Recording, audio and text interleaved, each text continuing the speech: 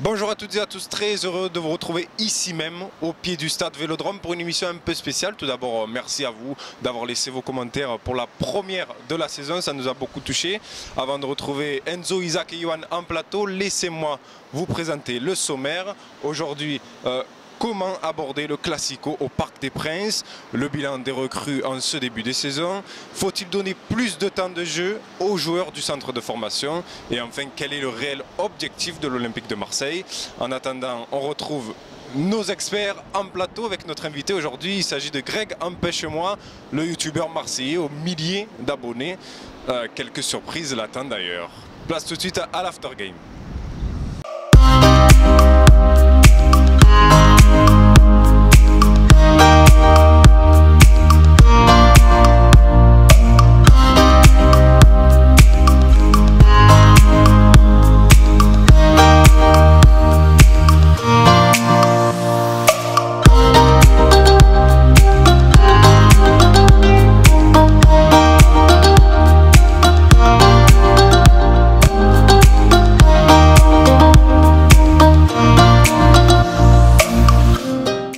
Salut à tous chers abonnés de l'Aftergame, merci de nous retrouver pour une nouvelle émission en compagnie de Johan et de Isaac, nos deux chroniqueurs.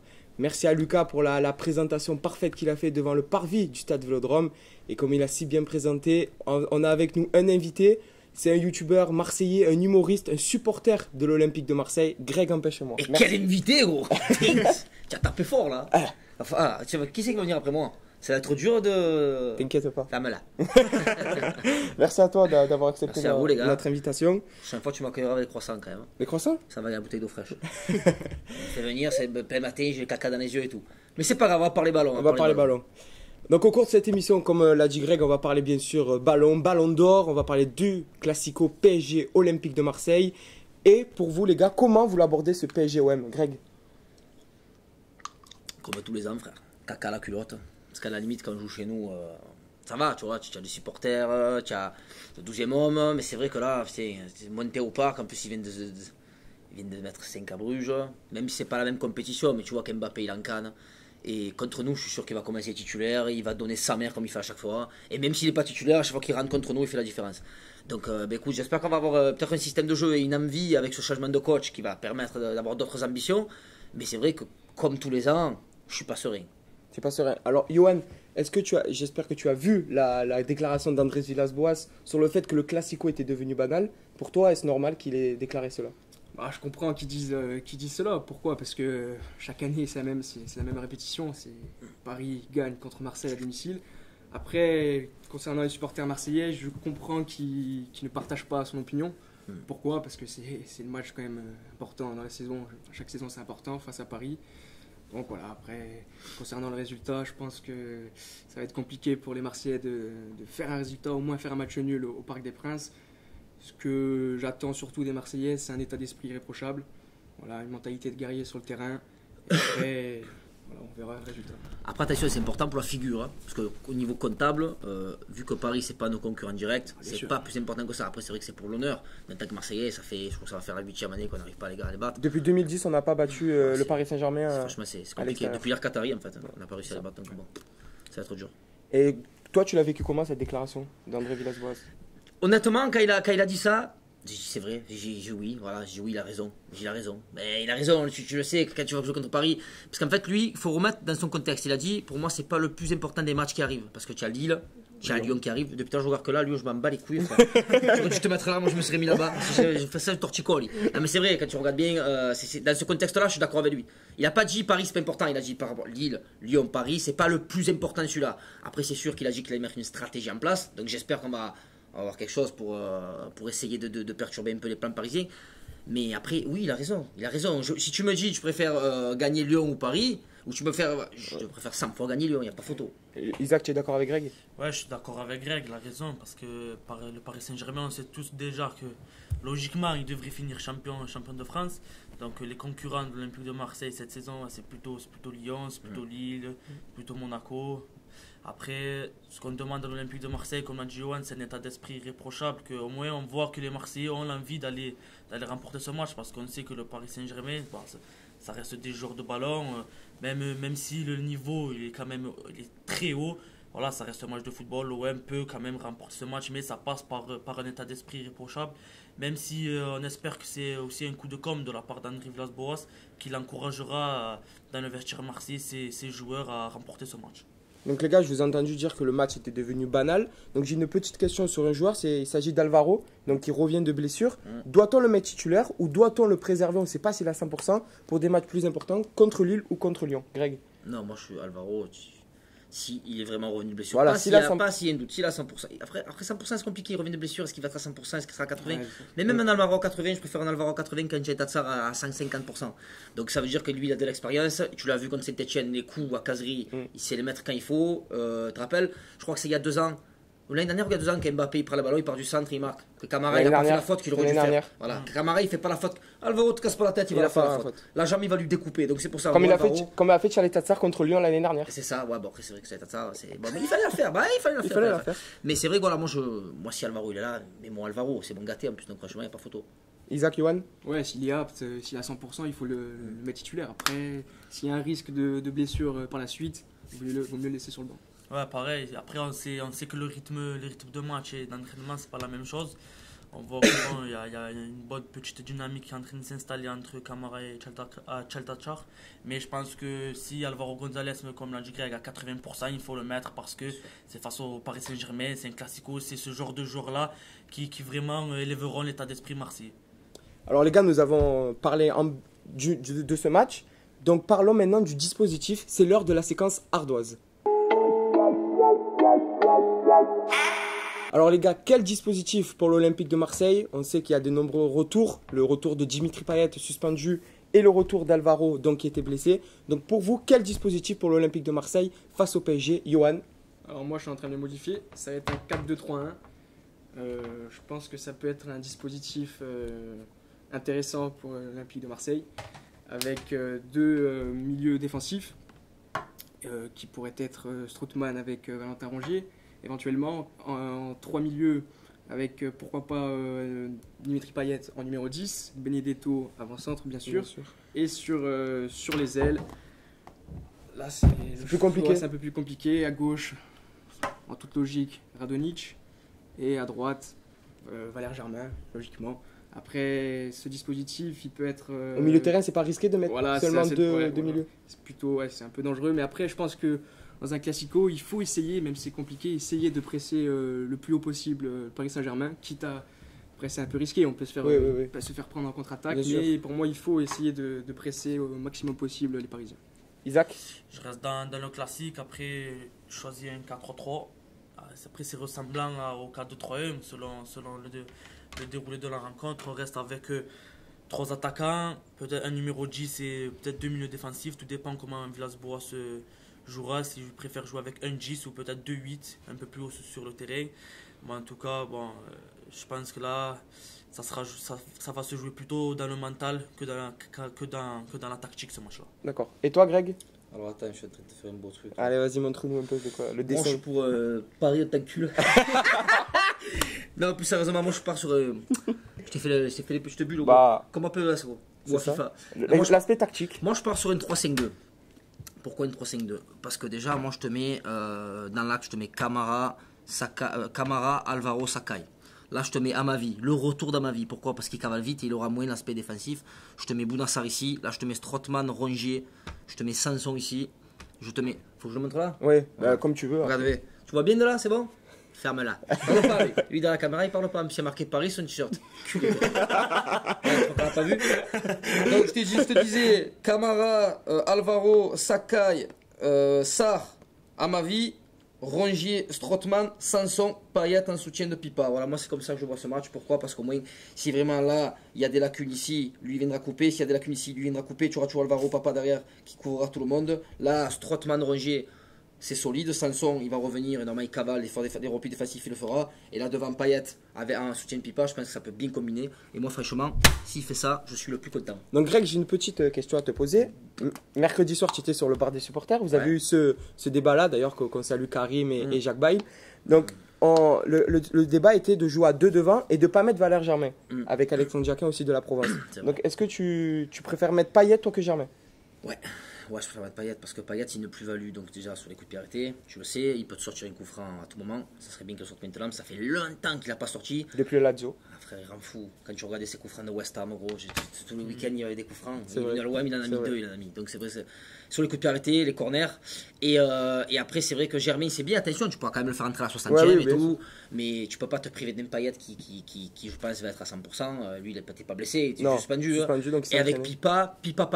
Pipa Payet Sanson, ça peut être vraiment pas mal. Et au moins Pipa il aurait un peu de répondant pour jouer. Parce que c'est vrai qu'il est souvent isolé. Et là le mettre dans un système seul en pointe, Surtout contre Paris. surtout contre Paris, il va se prendre un Kipembe Pembela et un Thiago Silva là, ça va être compliqué. Donc moi je pense que c'est un bon système. Ok les gars, donc on va clôturer ce débat Paris Saint-Germain-OM. Et avant ça, je crois qu'une question va être posée par un collègue que tu connais très très bien. Aïe aïe aïe. Karim Le Hatay. Salut les amis C'est sûr, de ça. l'After Oh, Game, cette troll, celui-là. petit message pour mon petit Greg, avec qui je partage l'affiche du bar des supporters depuis quasiment 1 an et demi, avec beaucoup de joie et d'honneur d'être à côté de ce joyeux drill, même si ferme là quand même.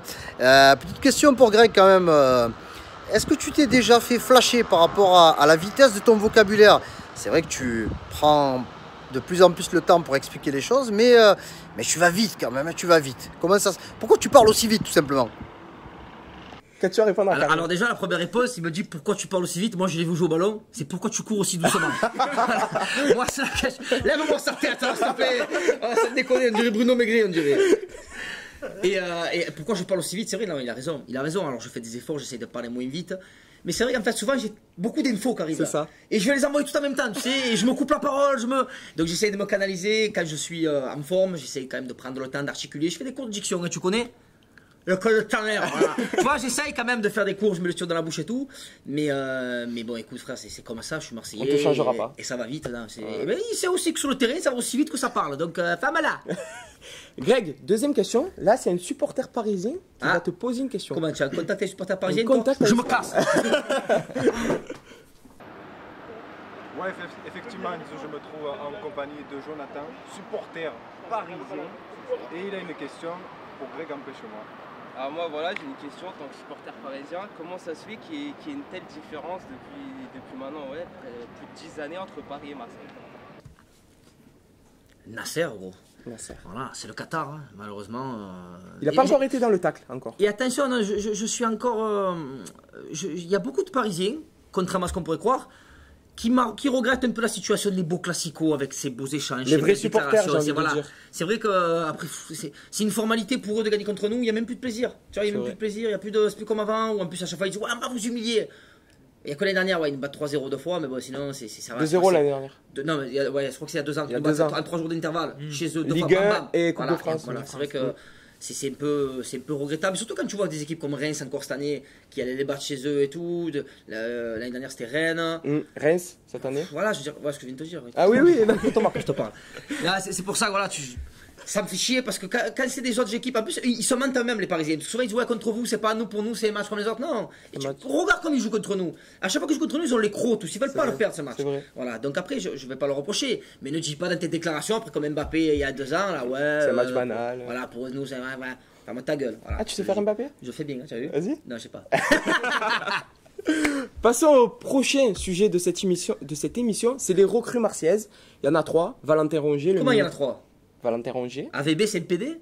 Il y en a 4. Ah! Il y en a 4. Applique-toi! Concentre-toi! Sur le terrain, 4 recrues. Allez, 4 recrues. Donc AVB, comme l'a dit Greg, j'ai pensé à Karim, comme l'a dit Greg, AVB, le coach portugais, Valentin Rongier, l'ex-milieu nantais, Alvaro, qui est prêté, faut pas l'oublier, ça part Villarreal, et Pipa Benedetto.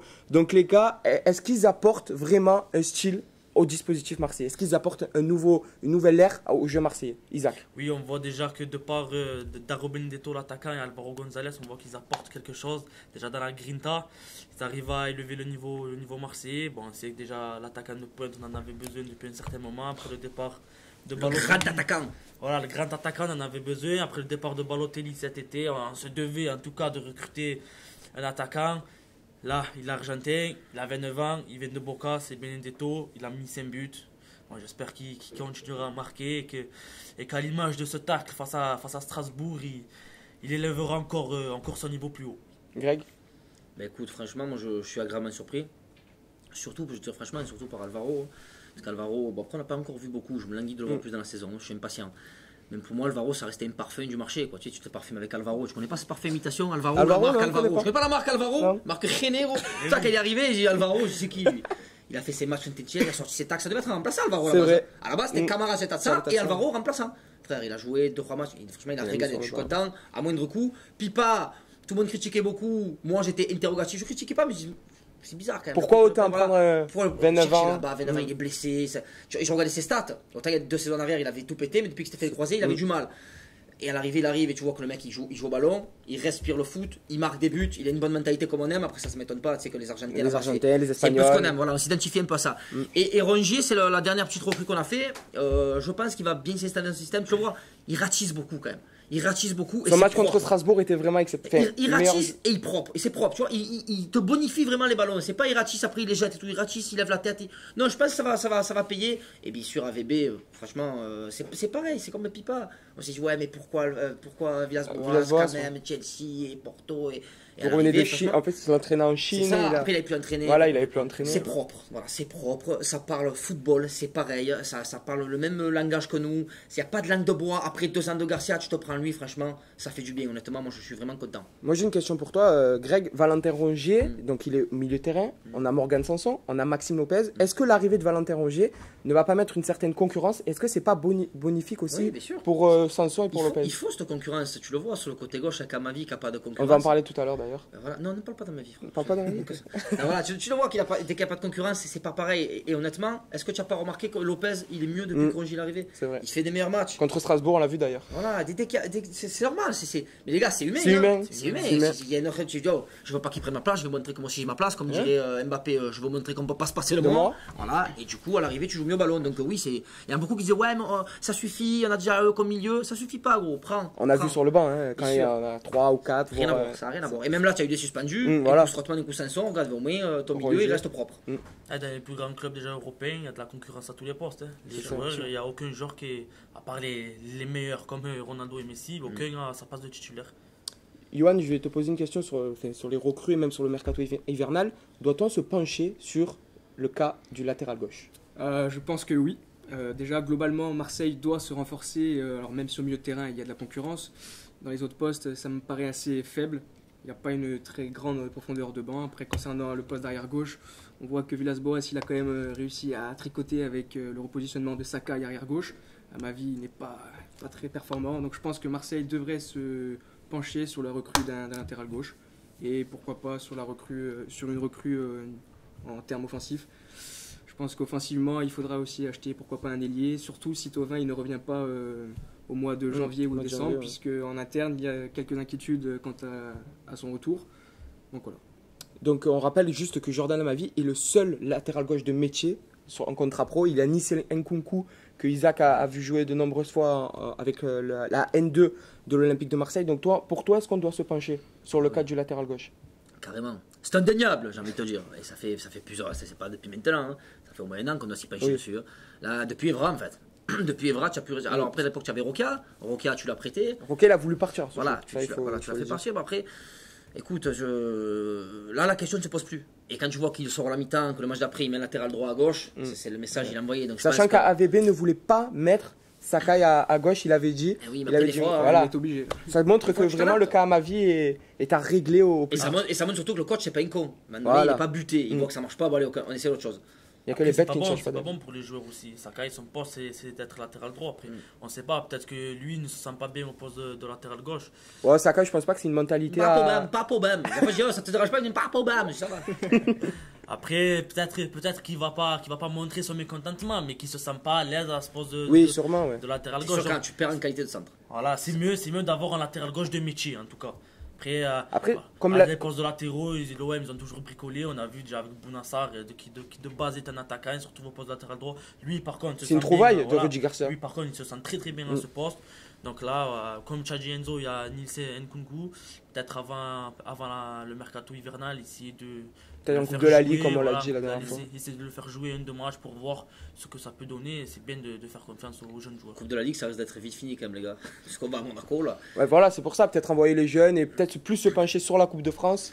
Bon, après, c'est un choix d'André Villas-Boas. Mais comme l'a dit Passer Greg, sur la coupe à ton collègue aussi. comme l'a Ça va, non? Ça va, c'est frisé, ça va. Ça va. Défrise. Comme l'a dit Greg, le 3-5-2, c'est peut-être un dispositif plus pour Amavi. Donc pourquoi pas essayer de le mettre dans ce dispositif-là pour le remettre en confiance, Isaac? Après, si Villas-Boas souhaite instaurer le 3-5-2 comme l'a proposé Greg, voilà, c'est peut-être une alternative que l'on peut trouver. Mais après, je pense que le 3-5-2, c'est fait vraiment pour... il faut des latéraux, surtout les latéraux qui vraiment montent et descendent vraiment à 90 minutes. Vraiment, il faut des latéraux de grand niveau. Un 3-5-2, Avec un coffre. un 3-5-2, on le voit un coffre actuellement. physique. On le voit actuellement dans des équipes comme Chelsea, sur le côté avec Marcos Alonso, Hudson Odoi. Là, c'est des latéraux vraiment de grand niveau. Après, à l'OM, avec Bounassar ou Après, l'avantage, c'est pas le coffre qui leur manque. Hein. Tu prends Sakai, tu prends Sarr et Amavi. Amavi, c'est pas ça C'est qui vrai. leur manque. Enfin, C'est plus défensivement qu'on reproche à Amavi parce Voilà, qu'offensivement, il est c'est présent. Donc c'est vraiment perte de défensivement. concentration. C'est pour ça que l'avantage de l'autre défenseur, c'est qu'il y a toujours lui qui pourra dézonner sur son côté. À voir. À voir, c'est André Villas-Boas qui prendra Ah, la mais je lui passe décision un coup de finale. fil, tu vois. Tu as son numéro? Elle m'a fait un peu chez moi. Bah.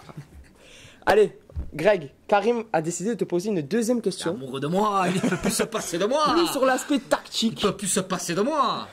Allez, on envoie la vidéo. Allez, deuxième question, un de mes thèmes préférés avec Greg, empêche-moi.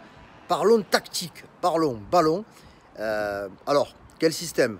4-3-3, 4-2-3-1, 4-4-2, 3-5-2? C'est quoi ton système préféré pour l'OM? Alors, à part contre Paris Saint-Germain, bien sûr. Mais quel est ton système du coup?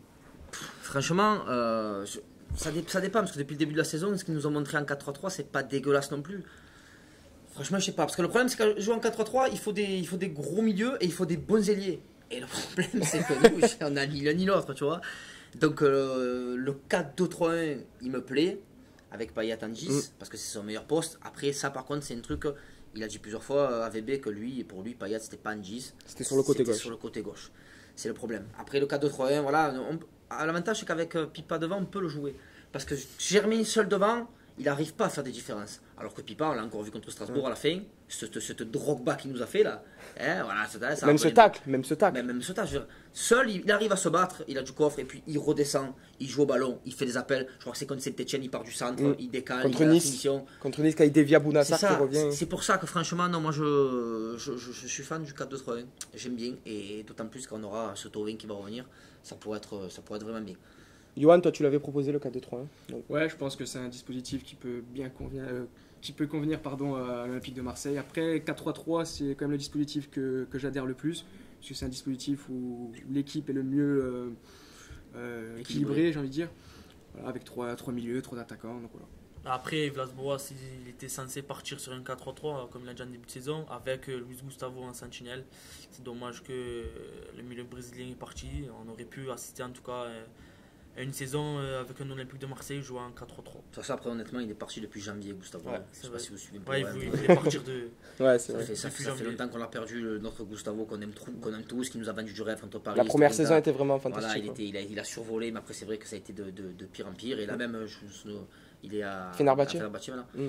C'est moyen, C'est pas la folie non plus. c'est vrai. C'est peut-être un cas qu'on reviendra sur des prochaines émissions. Reparlons de l'Olympique de Marseille. Donc jusqu'à la fin de la saison, quels sont les réels objectifs?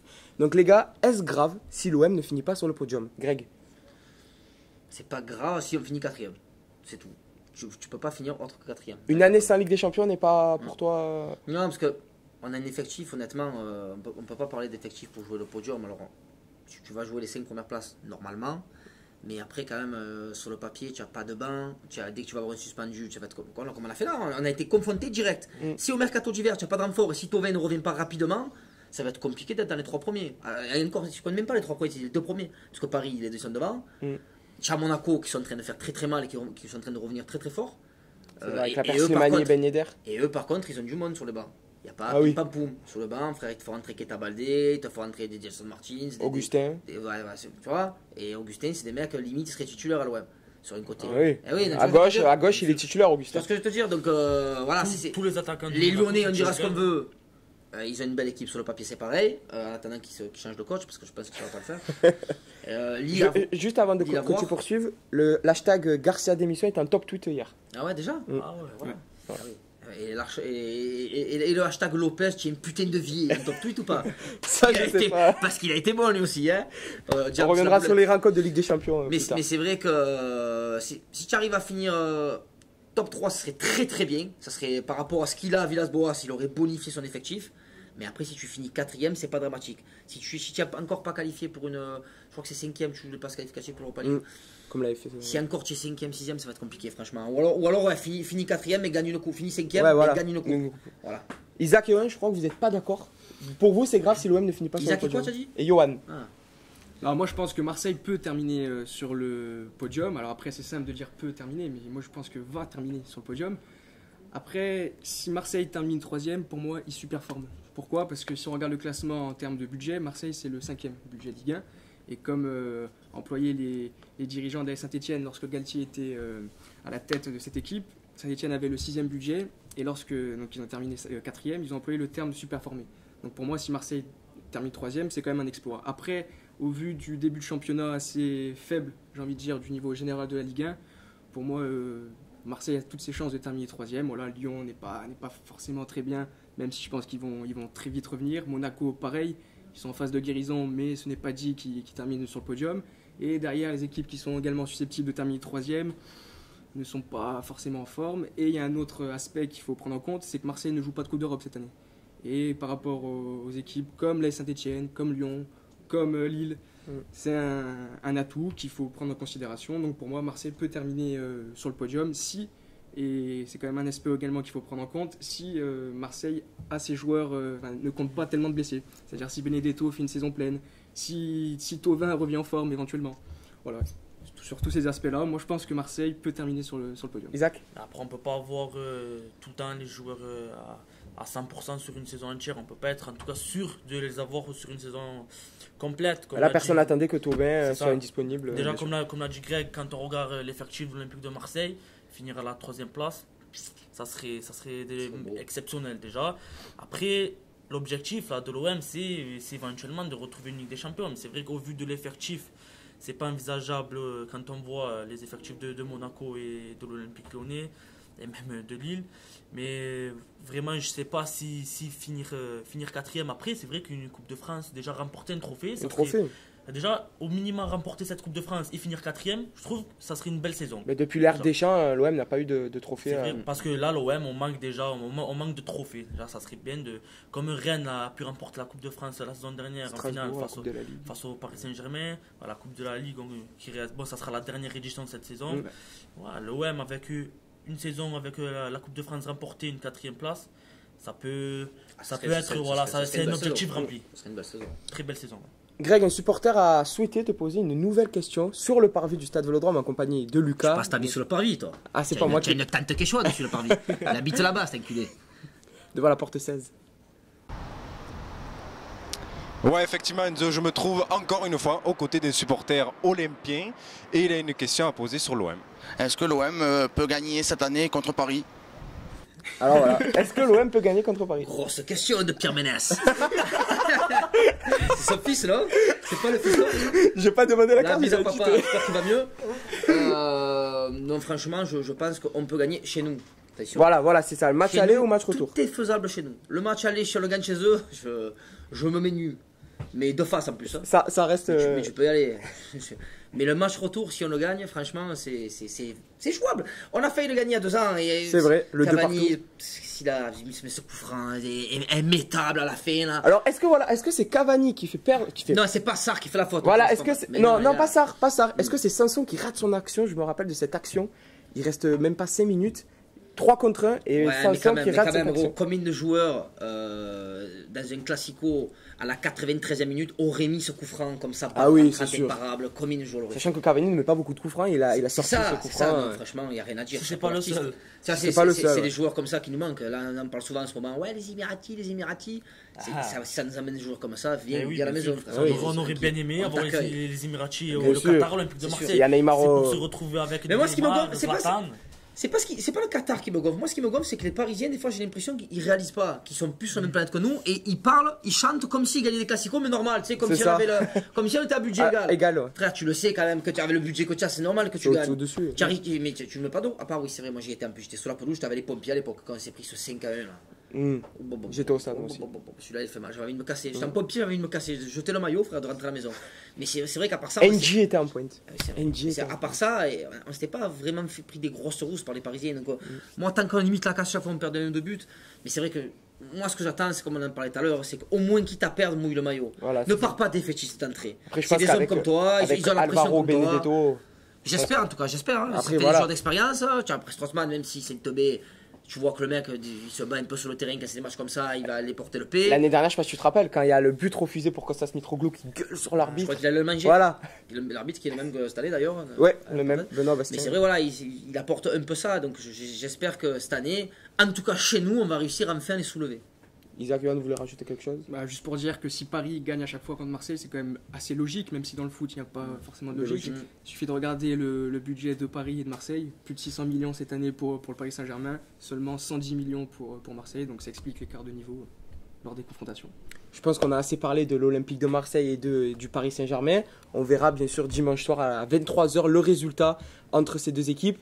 Parlons maintenant de la Ligue des Champions. Rappelons que hier, 2 clubs français évoluent en Ligue des Champions. Lille, qui a fait un partout contre Valence, qui a égalisé à la dernière seconde, plus de 5 minutes de VAR. 90 plus 5. Ouais, plus de 5 minutes de VAR. Lyon, qui s'est incliné pour le bonheur de Greg 2-1 contre Benfica. Pas tant, moi. Et l'Ajax, qui a perdu 1-0 contre Chelsea. Et l'Inter, qui s'est imposé 2-0 face à Dortmund. Les gars, Isaac, Yohan, quelle analyse faites-vous de ces rencontres, surtout entre l'Ajax et Chelsea et l'Inter et Dortmund? Alors, concernant Ajax-Chelsea, on en a parlé avec Isaac. Tu dis Chelsea, toi. Chelsea. Alors, on en a parlé avec Isaac. On retrouve pas forcément le même état d'esprit à domicile, un peu à l'image de l'année dernière, qu'à l'extérieur. Je me sens un peu timoré de jouer face à leur public. Voilà, j'ai pas forcément retrouvé l'ADN de l'Ajax Amsterdam, à savoir un pressing tout-terrain, une précision technique. Voilà, c'est ce qui m'a manqué. Et puis Chelsea a très bien joué le coup avec un plan de jeu qui a très bien fonctionné. Voilà, ils se sont imposés d'ailleurs 1-0 grâce à un ancien Marseillais, Michy Batshuayi. Donc voilà, et puis d'ailleurs Chelsea en gagnant revient à égalité de points avec l'Ajax. Et concernant l'Inter, voilà, ils sont imposés 2-0 grâce à des buts de Lautaro Martinez et de Candreva en fin de rencontre. L'Inter qui a plutôt été dominé sur l'ensemble du match, mais qui a été plus performant dans les 20 derniers mètres, ce qui a manqué à Dortmund, en l'absence quand même de leurs 2 meilleurs buteurs, à savoir Paco Alcácer et Marco Reus. C'est ce qui a fait défaut lors de ce match. C'est le Neymar de Dortmund un peu, lui. Rien qu'il est blessé de longue. C'est vrai. Depuis sa blessure, lorsqu'il a raté la Coupe du Monde, il est tout revenu en forme. Il était destiné à un grand avenir. C'est ça. On parlait même de lui au FC Barcelone. C'est vrai. Mais pour revenir sur les 2 rencontres, je trouve que c'est des batailles tactiques entre 4 grands entraîneurs, Eric Ten Hag, Frank Lampard qui se repose encore sur le 3-5-2. Vraiment, j'ai été surpris par l'équipe de Chelsea hier, qui joue avec de très jeunes joueurs. Je pense à Tammy Abraham, Mason Mount et Hudson Odoi, et même Tomori en défense centrale qui a réalisé un très bon match. Avec Cœur du Mal, le français, Aspilicueta. Et du côté d'Inter Dortmund, Lucien Favre face à Antonio Conte. Antonio Conte vraiment aussi surpris de ce qu'il fait depuis ce début de saison avec l'Inter Milan. On voit aussi Lautaro Martinez, l'attaquant argentin. Vraiment un but de renard des surfaces. Il a raté le doublé quand même, lui. Là, il a raté le penalty. Sur un penalty gagné par Esposito, jeune joueur. 17 ans. Très jeune joueur, né en 2002. Voilà, il a fait une très bonne rentrée. Et il gagne ce penalty, dommage que Lautaro le rate. Mais chapeau en tout cas à Chelsea et l'Inter Milan. Vraiment, ils ont gagné ce match grâce à leur entraîneur et la tactique mise en place. Greg, pour revenir sur Benfica-Lyon, est-ce que tu as regardé le match? Non, pas le temps. Vu les résultats, est-ce que tu penses que Garcia est déjà peut-être sur la sellette? Non, quand même pas. Après, c'est sûr que déjà que quand tu arrives dans une atmosphère particulière comme ça, que 3 mois avant tu étais à l'OM, que tu sais que tu n'es pas apprécié ni par les supporters, que les joueurs ne veulent pas forcément ta venue, qu'il y a eu des échanges un peu houleux avec Olas, et qu'à l'arrivée tu commences par un nul contre Dijon et une défaite en Ligue des Champions, c'est sûr que ça ne le met pas dans les meilleures dispositions. Et j'espère qu'il ne va pas réveiller les morts contre nous quand il va venir au Vélodrome. C'est vrai que l'OM réveille les morts. On est des nécromanciens, l'OM, en gros. On te fait revivre des gens. Et j'espère qu'ils ne vont pas se réveiller contre nous. Parce que plus ils perdent des matchs, et puis je me dis putain, et à un moment donné, il va se. Le 10 novembre. Voilà. Par contre, attention, là, s'il fait encore 2 caca en championnat et que chez nous il perd le 10 novembre, là il va commencer à être sur la sellette. Là, oui. Et ça va être l'entraîneur le plus rapide à Lyon. Et à tout moment, ils te reprennent Genesio. Eh ouais, non, mais ils ont craché dessus pendant des années. Ils s'en rendaient pas compte. Et au final, il le regrette. C'était Ligue des Champions, c'était podium, c'était 8ème de finale de Ligue des Champions. Et à l'arrivée, regardez, depuis Silvino LOL. Et là, il arrive Garcia. Ça ne le met pas dans les meilleures dispositions. Alors après, attention, on n'est pas encore en train de parler d'émission. Si au bout de 2 matchs, tu fais démissionner un coach, c'est pas possible. Et puis en vrai, sur le match hier, il perd pourquoi? Il perd parce que Lopez, il fait une boulette. Si Lopez, et en plus parce que l'attaquant, l'autre, il aimait bien, frère. Oui. One touch comme ça, il cadre et tout. le mettre, Pizzi. NJ, il aurait jamais fait ça. Hein. Je parle de lui parce que c'est le premier qui me vient à l'esprit. Tu vois ce que je veux te dire? Donc, ça va, il a encore un petit peu de temps, mais c'est vrai que lui, il a l'épée de Damoclès, elle est là, et il lui reste 2 mois. Si d'ici la trêve hivernale, il n'a pas fait un truc de bien, il n'a pas. L'objectif, c'est d'être sur le podium. Ah, la trêve hivernale. Au 31 décembre. Ça. Donc bon, après, attention, le podium, il n'est pas non plus très loin. Hein. Je veux dire, ils sont à 10 points, Lyon, le podium, c'est 17 points. Non, ils sont à moins de 10 points. Du 9 points peut-être. Ouais, non, moins. Non, ils ont 10 points. Oui, voilà. 10 points, 17, et 17 points le troisième. Ouais. Voilà. Ouais. Non, mais je veux dire, j'ai pas dit qu'ils sont à 10 points. Ah, ok, ils d'accord. ont 10 points. Ouais. Donc 7 points, ça va, c'est jouable, franchement. Je pense pas encore. Pas encore. Non. Messieurs, vous voulez rajouter quelque chose sur Lyon et Lille peut-être? Oui, Lyon qui perd surtout grâce à la boulette, enfin à cause de la boulette de Lopez. Ouais, tu peux dire grâce. Toi aussi, tu peux dire grâce. Ouais, je peux dire grâce. Et surtout. Mais- Stéphanois. Ah ouais? C'est toi qui es informeur? Non, voilà, après concernant. Culé de Stéphane. Concernant Rudy Garcia, c'est trop tôt. C'est pour moi que seulement le 2e match, surtout que face à Benfica, ils auraient pu gagner dans les derniers instants. Hein. Donc voilà, puis concernant Lille, c'est leur premier point, malheureusement pour la qualification, ça me semble Compliqué. Ouais. Ah, c'est pas l'objectif, mais au moins ils ont le mérite d'avoir pris un point. Tu vois, c'est le problème les Lillois, c'est le problème qu'on va pouvoir rencontrer nous si on arrive par chance. C'est vrai, ouais. C'est Tu vas exactement arriver à ça. Ligue Champion et tu vas faire quoi? C'est ce qu'on disait la vidéo précédente. Si l'OM arrive à se qualifier avec des champions, c'est pour. Et rappelle-toi Thauvin. Voilà. C'est un peu ce qu'il avait dit Thauvin. C'est un peu ce qu'il avait dit C'est Thauvin. Alors, pour- c'est On vrai que c'est était tombé attractif. dessus, mais bon, c'est un peu la Tu as un vérité. meilleur budget. C'est vrai que ça te débloque un meilleur budget quand tu qualifies avec des champions. C'est attractif. Ça fait peut-être attirer des joueurs, mais après il faut avoir du répondant sur le terrain. Si pour tomber dans une poule et te faire détruire tous les mardis. Si l'OM est en Ligue des Champions l'année prochaine et qu'il garde le même effectif, ça sera très compliqué de lutter face aux cadres européens. Et il faudra réussir à garder nos meilleurs joueurs. Voilà, c'est ça. Et est-ce que les Thauvin, ça fait longtemps qu'on parle de départ. Et je pense pas que Thauvin fasse une année de plus. Je pense vraiment que c'est sa dernière année. Je pense. Ouais. Camara peut-être qui peut être aussi être sollicité, presque compliqué. Enfin bref, on verra en fin de saison bien sûr. On n'y est pas encore. On n'y est pas encore, comme l'a dit. Mais on est 4e, attention. C'est vrai. On est là. On attend toujours, sachant que devant il y a Reims et Nantes, donc c'est pas deux concurrents directs. Ouais, c'est provisoire. Voilà, c'est ça. Allez, maintenant nous allons ouvrir une page Ballon d'Or. Donc la liste des 30 a été dévoilée lundi dernier. Ils m'ont mis ou pas? Je pense pas. 31e. Peut-être 31e. Qualité avec Giroud. Avant Égalité avec Giroud. Giroud. Ah, sur Giroud. Ils ont voulu te mettre 10e. Hein. Donc pour vous, la liste des 30 est-elle cohérente ou est-ce que c'est logique? Ou est-ce que c'est illogique, pardon? À part Marquinhos, ouais, ça va. Ouais, voilà, donc on reviendra bien sûr sur des cas particuliers, mais Isaac, Là, est-ce que c'est c'est logique? une très belle liste. J'aime bien cette liste de 30. Il y a vraiment 30 bons joueurs. Ils ont tous réalisé de grandes saisons. C'est vrai qu'il manque des absents. Après, il y a la place pour 30 joueurs. On a appris que Giroud était 31e. Voilà, je sais pas si tout le monde est d'accord pour mettre Giroud à cette place-là, parce que bon, il y a des joueurs comme Hakim Ziyech qui ont réalisé une très grande saison en Ligue des Champions avec l'Ajax Amsterdam, Harry Kane, on parle même de Luis Suarez, et on s'aperçoit que Giroud, on a entendu même qu'il pouvait mériter être dans les 20 premiers même. Si on regarde les stats, si on regarde que les stats maintenant, si c'est pour 11 buts en Ligue Europa, bon, meilleur buteur de la Ligue Europa et vainqueur de la Ligue Europa. Mais en championnat, Giroud, maintenant, et on le voit aussi cette saison, il est 3e choix derrière Batshuayi. Donc les gars, je vais vous faire quelques petits choix. Est-ce que Lloris a autant sa place que Chesney, le gardien de la Juve? Greg? Ouais, franchement, Lloris, il a quand même fait une belle saison avec Tottenham. Il fait une belle saison en équipe de France. Donc, finale de Ligue des Champions. Il est quand même à un bon niveau. C'est un des meilleurs Lloris qu'on ait vu depuis la Coupe du Monde. Il est sur une bonne constante. Là, malheureusement, il s'est blessé. effondré. Là, il s'est effondré. Hein, et même, tu vois, quand ça va pas dans la tête, il s'est blessé. Hein. Mais sinon, non, Loris, franchement, il a sa place parmi les meilleurs gardiens mondiaux actuellement. Isaac, est-ce que Marquinhos a autant sa place que Ramos ou même que Ziyech? Que Ramos, je pense pas. Non, je pense que Marquinhos, oui, il mérite sa place. Voilà. Il mérite sa place dans les 30 premiers à la place de Ramos. Mais que Ziyech, non. Je pense pas du tout. Ziyech, on l'a vu avec l'Ajax à Amsterdam, qu'il a été très bon dans la course à aller en demi-finale de Ligue des Champions. Donc Marquinhos, le Paris Saint-Germain est sorti en 8e de finale. Donc, après, il a remporté la Copa América, ça a été un cadre de sa sélection, mais ça a été un choix, ils ont décidé de le mettre à la place de Ziyech. Yo, est-ce que Joao Félix, parce qu'il est présent dans les 30, est-ce qu'il a autant sa place qu'un Harry Kane ou on va reprendre le cas Ziyech? Pour moi, il a fait une belle saison à Benfica. D'ailleurs, il a été transféré à Atlético Madrid. Après, à la place d'Harry Kane, non, je pense pas. Je pense qu'il n'a pas sa place dans les 30, même s'il a réalisé une très bonne saison, hein, même sur le plan statistique. Mais pour moi, non, il ne méritait pas sa place dans les 30 premiers. Les gars, donc le Ballon d'Or sera découvert en décembre prochain. Donc on va démarrer pour une deuxième séquence ardoise.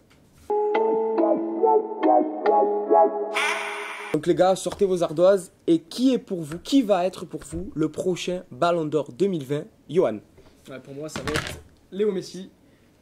Voilà, je pense que c'est lui qui va être Ballon d'Or, même si pour moi celui qui le mérite le plus, c'est Sadio Mané, au vu de sa magnifique saison qu'on connaît tous. Voilà, je ne vais pas détailler tout son palmarès, mais pour moi c'est lui qui le mérite, mais je ne pense malheureusement qu'il ne va pas l'avoir. Isaac, qui est pour toi le Ballon d'Or? J'ai pas mis Léo Messi ni Cristiano Ronaldo, j'ai mis Virgil van Dijk. Je pense que Virgil van Dijk a réalisé une très grande saison, si ce n'est un des meilleurs défenseurs que l'histoire du football ait connu. Le dernier défenseur à avoir rapporté un Ballon d'Or, ça a été Fabio Cannavaro.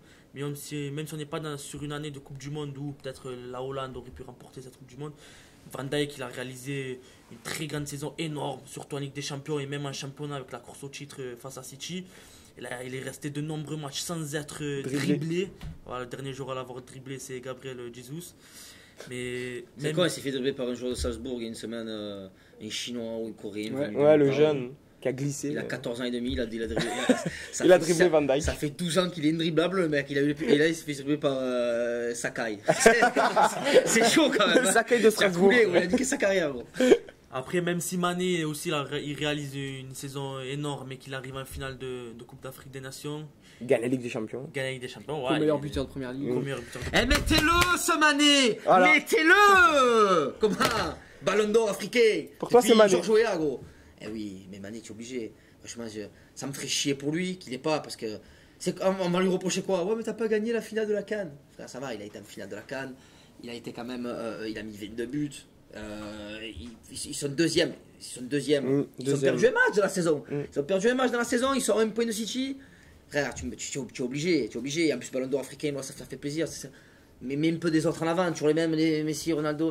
Putain, mais l'année dernière, Modric, tu vois, pourquoi pas, si tu veux, ça change. Cette année, il n'est même pas dans les 30. D'ailleurs, Modric qui n'est pas dans les 30 et Neymar qui est absent depuis 2010. Il est absent des terrains, de toute façon, lui. Donc, pas le mettre dans le Ballon d'Or. Hein. Et Modric, c'est le seul Ballon d'Or depuis Marco Van Basten.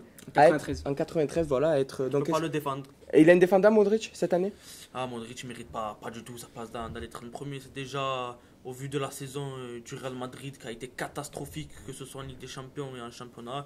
Modric il a été inexistant après cette Coupe du Monde. Il s'est effondré. Il a tout donné sur une année, après il a dit c'est bon, je lâche. On l'a plus vu. Voilà, le seul à avoir relevé la tête au Real Madrid, c'est Karim Benzema, et lui, il a sa place dans les 30. Et il la mérite. Allez les gars, on a fini de parler ballon. On va plus se concentrer sur toi, Greg, maintenant. Donc tu es un youtubeur marseillais, tu t'es fait connaître depuis des années. Donc est-ce que tu as de nouveaux projets futurs dans des prochaines années ou dans des prochains mois? Alors déjà, tu sais, souvent on dit tu es youtubeur parce que c'est un peu l'expression des mecs qui font des vidéos, mais moi j'ai un cul de YouTube en fait, tu vois. Moi sur YouTube j'ai 33 000 abonnés, parce que tu fais des vidéos elles font 10 000 vues. Sur Facebook aussi? Oui, moi c'est principalement Facebook, Snap, 226 000 abonnés. Voilà, c'est youtubeur, si vous voulez, c'est le nom qu'on donne. Mais j'ai commencé comme ça par inadvertance. Voilà, pourquoi tu t'es lancé là-dedans? Je me suis lancé là-dedans parce que c'était une époque où il y avait beaucoup de mecs qui faisaient des vidéos, ça devenait la mode un peu. Parce qu'il faut savoir que c'est devenu la mode en 2015. C'est vrai. Et je regardais un peu les vidéos des mecs et je regardais les commentaires et J'ai dit, comment, lui il est rigolo lui. Et pourquoi pas moi? Lui il est rigolo, je dis, attends. Et j'avais fait une vidéo en disant, les gars, ils sont rigolos ces gens-là. C'est des dégueux. Et du coup, ça avait généré du monde, ça avait généré des vues, des mecs du lycée m'avaient demandé un ami. J'avais dit, putain, c'est la puissance des réseaux quand même, la visibilité que ça te donne. Et j'avais fait d'autres vidéos, j'avais encore eu des gens, j'avais dit, bah, c'est bon, c'est quoi, je crée une page. Je recevais trop de demandes d'amis de Mongoliens. Allez, c'est bon. Je crée une page et après, ça allait d'entre guillemets buzz en buzz, tu vois. Un coup, tu parles de Sabri le Parisien, un coup, tu parles des Marseillais, un coup, tu parles de la canicule, et encore, c'est parce qu'il y a le marché, mais tu vois, c'est des trucs qui montent comme ça. Et voilà, à fur et à mesure, après on en vient là. Après, c'est vrai qu'aujourd'hui, étant donné que depuis, je suis plus marin-pompier, j'aspire à autre chose. Donc là, maintenant, tu le sais, je fais de la radio, je fais de la scène. Moi, vraiment, mon objectif, c'est de faire du one-man show. Voilà, d'être sur scène, de faire de ça. En ce moment, je suis en train de boxer, comme on dit, pour essayer de devenir bon, parce qu'il y a du chemin quand même. Et même de la comédie, je vais faire des web-séries, Sentenza qui va être sortir d'ici la fin de l'année, voilà, sur YouTube, qui va sortir d'ici la fin de l'année. Donc voilà, j'essaye de me diversifier un peu dans ça, pour essayer vraiment d'en vivre et d'en faire mon métier. Et pourquoi Greg empêche-moi? Parce qu'à l'époque, quand il fallait que je nomme ma page, je mets quoi? Greg l'humoriste, Greg le bout en train. Non mais tu vois, il fallait mettre un truc. Et empêche-moi, c'est un truc que je disais souvent. Parce que je me disais souvent, oh, gros, tu n'as pas le droit de faire ça. J'ai empêche-moi, hein. Tu vois, c'était façon de dire, je fais ce que j'ai envie.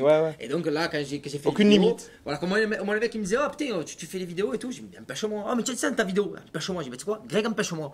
Et du coup, c'est resté comme ça. Et au moins, c'est ça. Parce qu'il fallait que j'ajoute quelque chose à mon prénom. C'est vrai que Greg, comme ça, c'était nul. Donc j'ai trouvé ça. Et depuis, c'est un truc qui me colle à la peau. Dernière petite question, tu as des vidéos qui ont fait polémique entre guillemets ou des stories avec ta fille par exemple récemment qui est montée devant, que tu as eu des réactions, ta fille avec la paille et le lait, sur les musulmans, etc. Donc comment tu réagis toi à ces critiques? Ça va être compliqué Alors c'est pas compliqué, en fait c'est pas... En fait ce qui est compliqué c'est à s'en foutre en fait. C'est dur d'être indifférent, moi j'arrive pas. Je suis dans un stade où j'arrive pas. Et il faut que je le dise. Tu vois, il y en a qui arrivent, ouais, les écoute pas, ouais, leur donne pas d'attention et tout. Moi, j'arrive pas, je me sens obligé de répondre à ces gens parce que souvent ils me disent, ouais, mais tu les réponds, tu les fais, en leur répondant, tu les fais exister. Je dis, mais c'est pas grave, je leur fais exister, mais je leur montre que ce qu'ils disent et ce qu'ils font, c'est nul. C'est pas eux. En plus, tu te regardes des mecs qui commentent, tu sais, comme ils sont. En fond d'écran, ils ont des chats. Ils ont des Marvel en fond d'écran. C'est des mecs qui ils ont des chiens. Non, mais tu vois ce que je veux dire? C'est des mecs, c'est des dégueux, ils te critiquent. C'est pour ça, moi, ça me fait du bien parce que souvent, je ne leur réponds pas. Moi, ça me fait du bien. Ça me permet de. T'extériorises. Tu vois, voilà, ça me fait extérioriser. Au moins, une fois, j'ai fait la vidéo, c'est fait, je la poste, on n'en parle plus. Voilà. Même si c'est vrai que souvent ma femme, elle marronne. Ouais, mais arrête de te rabaisser. J'ai pas le temps, je leur réponds. Voilà, justement, c'est parce que j'ai le temps en ce moment. Et quand les enfants là, ils sont à l'école, je fais des vidéos pour expliquer le pourquoi du comment. Mais c'est vrai, quand ma fille qui boit le lait par terre, elle a jamais bu, déjà, premièrement.